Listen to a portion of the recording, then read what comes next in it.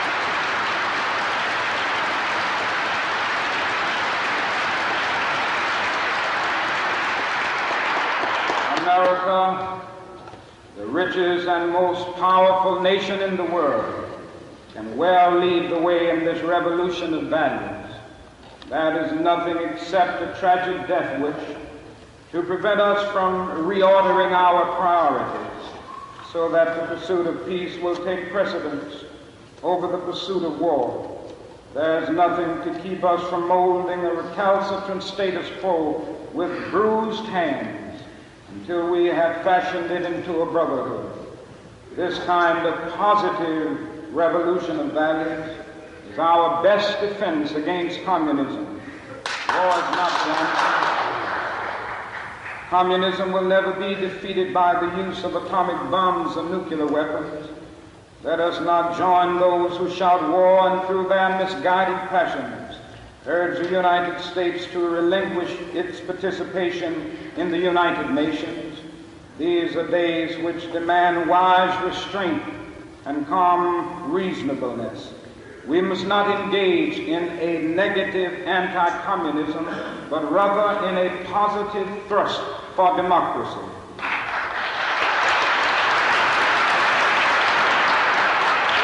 Realizing that our greatest defense against communism is to take offensive action in behalf of justice.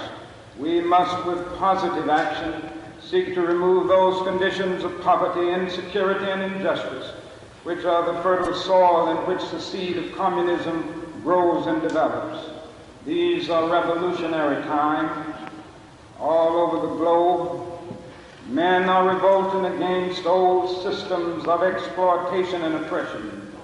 And out of the wombs of a frail world, new systems of justice and equality are being born. Shirtless and barefoot people of the land are rising up as never before. People who sat in darkness have seen a great light. We in the West must support these revolutions.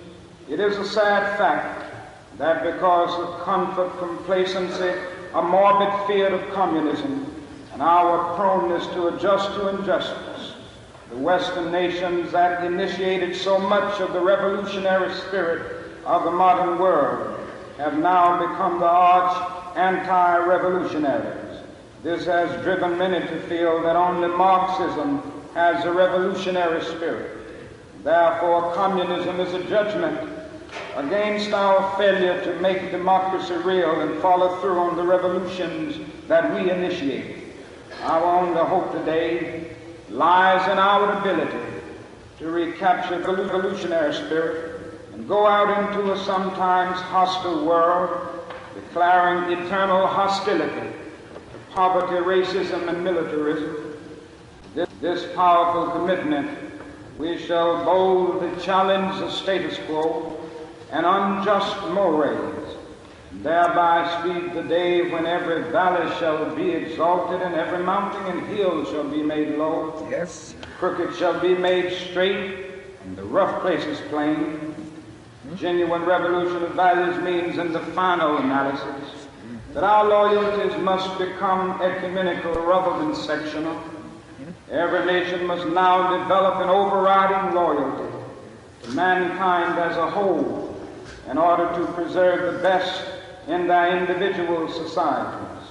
This call for a worldwide fellowship that lifts neighborly concern beyond one's tribe, race, class, and nation is in reality a call for an all-embracing and unconditional love for all mankind. This oft misunderstood, this oft misinterpreted concept, so readily dismissed by the Nietzsches of the world as a weak and cowardly, has now become an absolute necessity for the survival of man. When I speak of love, I'm not speaking of some sentimental and weak response. I'm not speaking of that force which is just emotional bosh.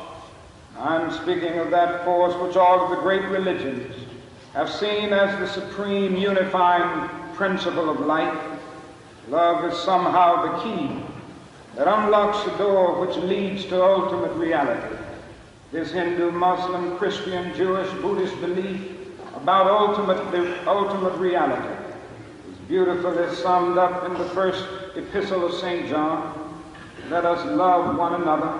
Yes. For love is God. Yes. And every one that loveth is born of God and knoweth God. He that loveth not knoweth not God, for God is love. If we love one another, God dwelleth in us, and his love is perfected in us. Let us hope that this spirit will become the order of the day.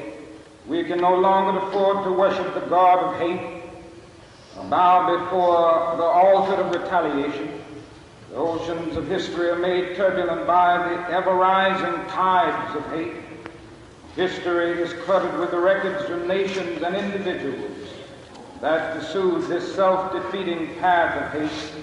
As Arnold Toynbee says, love is the ultimate force that makes for the saving choice of life and good against the damning choice of death and evil. Therefore, the first hope in our inventory must be the hope that love is going to have the last word, unquote. We are now faced with the fact, my friends, that tomorrow is today. We are confronted with the fierce urgency of now. In this unfolding conundrum of life and history, there is such a thing as being too late. Procrastination is still the thief of time. Life often leaves us standing bare, naked, and dejected with a lost opportunity. The tide in the affairs of men does not remain at flood, it ebbs. We may cry out desperately for time to pause in her passage, but time is adamant to every plea and rushes on over the bleached bones and jumbled residues of numerous civilizations, written the pathetic words, too late. That is an invisible book of life that faithfully records our vigilance or our neglect. Omar Khayyam's right to moving finger writes, and having writ moves on. We still have a choice today: nonviolent coexistence, a violent co-annihilation. We must move past indecision to action. We must find new ways to speak for peace in Vietnam and justice throughout the developing world, a world that borders on our doors. If we do not act, we shall surely be dragged down the long, dark, and shameful corridors of time, reserved for those who possess power without compassion, might without morality, and strength without sight. Now let us begin. Now let us rededicate ourselves to the long and bitter but beautiful struggle for a new world. This is the calling of the sons of God, and our brothers wait eagerly for our response. Shall we say the odds are too great? Shall we tell them the struggle is too hard? Will our message be that the forces of American life militate against their rival as full men, and we send our deepest regrets? Or will there be another message of longing, of hope, of solidarity with their yearnings, of commitment to their cause, whatever the cost? The choice is ours. And though we might prefer it otherwise, we must choose in this crucial moment of human history. As that noble bard of yesterday, James Russell Lowell, eloquently stated, once to every man and nation comes a moment to decide in the strife of truth and falsehood for the good or evil side. Some great cause, God's new Messiah, offering each the gloom of light, and the choice goes by forever twixt that darkness. Though the cause of evil prosper, yet his truth alone is strong. Though her portion be the scaffold, and upon the throne be wrong, yet that scaffold sways the future. Behind the dim unknown standeth God within the shadow, keeping watch above his own. And if we will only make the right choice, we will be able to transform this pending cosmic elegy into a creative psalm of peace. We will make the right choice We will be able to transform the jangling discords of our world into a beautiful symphony of brotherhood. If we will but make the right choice, we will be able to speed up the day all over America and all over the world when justice will roll down like waters and righteousness like a mighty stream.